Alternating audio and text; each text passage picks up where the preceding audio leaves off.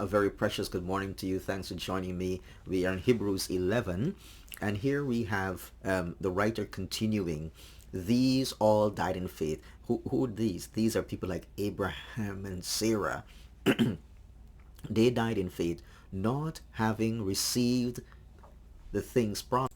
We need to understand it's the purposes, the plans and of God, the promises of God may not be seen in our lifetime. There are things that God is going to do that would span generations. And that was what happened with Abraham.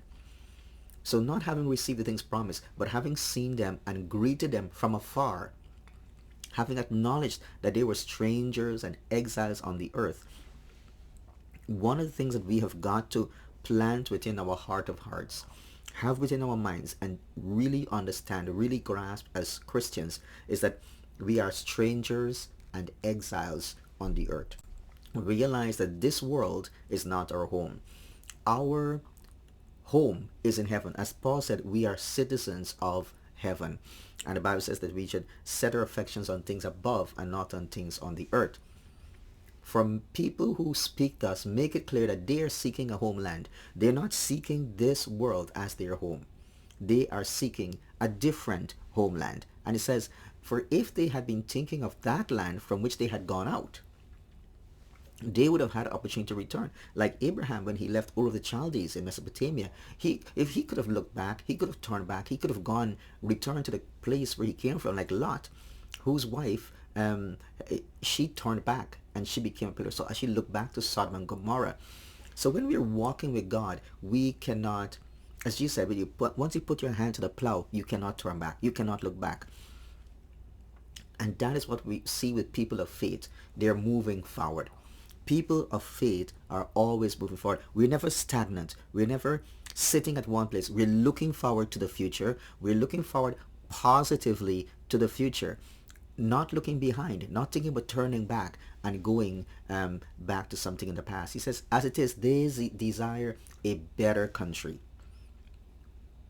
They desire a better country that is a heavenly one. And so our hearts, our desire, our passion should always be for that heavenly country, a better place. And the Bible says, therefore, God is not ashamed to be called their God, for he has prepared for them a city. God is not ashamed to be called their God. He has prepared for them a city. God is not ashamed of his children.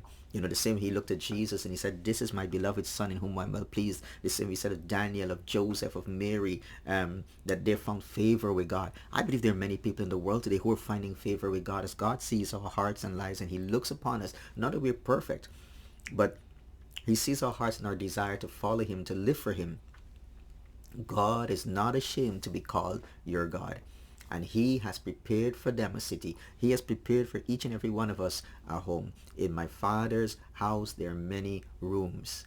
And he has prepared a place for us. And if he has prepared a place for us, he will come again and receive us unto himself. He says, you believe in God, believe also in me. These words bring us hope and comfort in our lives today.